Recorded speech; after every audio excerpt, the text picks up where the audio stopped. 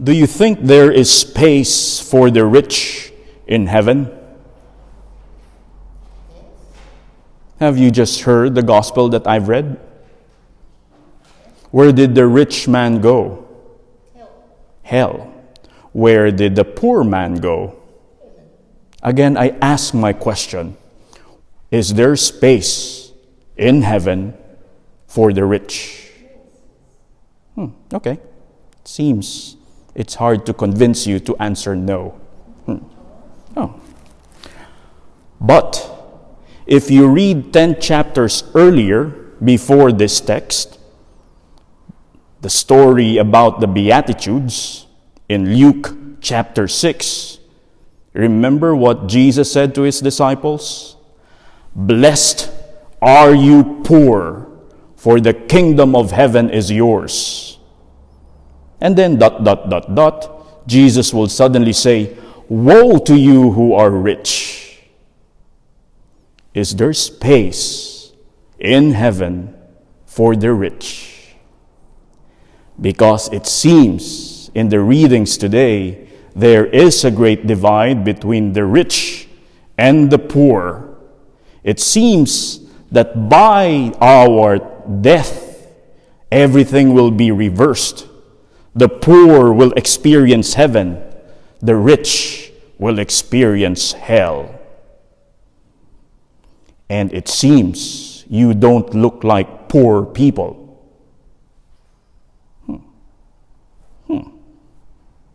But is God really preferring the poor from the rich? We have to qualify that. God prefers the poor because the poor has placed their hope and trust in God. Where do you place your hope and trust? Do you place your hope and trust in God or in Centerlink? Do you put your hope and trust in God or in your superannuation? Do you put your hope and trust in God or in the security of your work? Where do you put your hope and trust?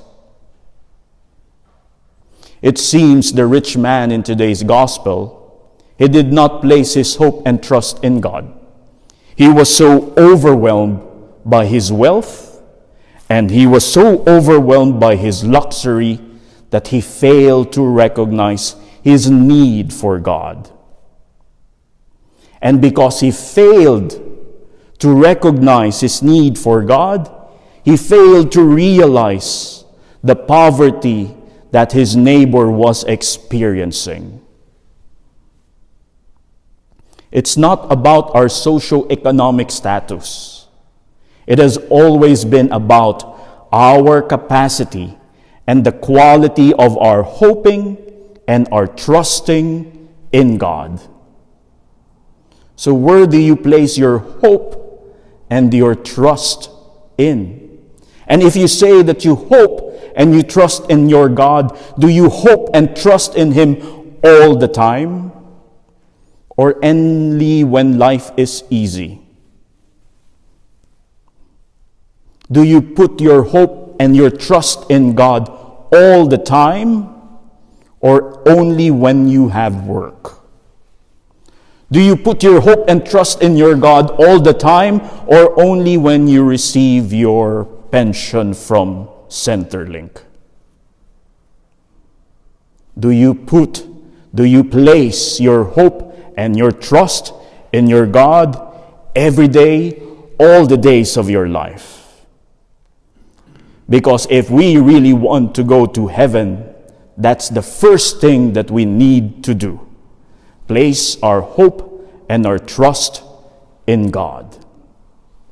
Second point. What was the name of the rich man? No name. What was the name of the poor man? Lazarus.